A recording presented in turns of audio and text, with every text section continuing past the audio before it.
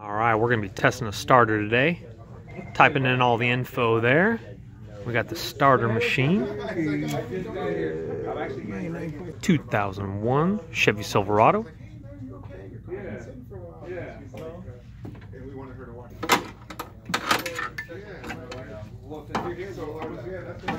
remember when I was in service what that entails, man.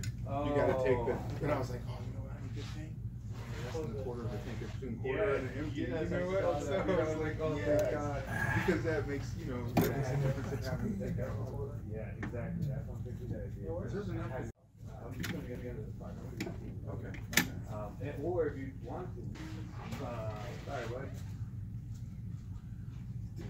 Yeah. That one just doesn't want to return so forward. In the machine. I did my X-Flash Infinity, and I didn't end up using all these parts I just have in the shop collecting dust. So I was like, you know what? You know, she doesn't have the money to pay for cash, so, and I know that for a fact. So I got returned. I might go right. 714-936. He said test it on the car. So this isn't a pretty much paper. He said the test is inconclusive. Uh-oh. Well, folks, we tested it, but it said this particular one needs to be in the car to be tested properly. Worth a shot. So in this circumstance, somehow get the starter in the car to the shop, and they bring out their portable tester outside to test it properly. Unfortunately, this machine couldn't do it with it outside of the vehicle.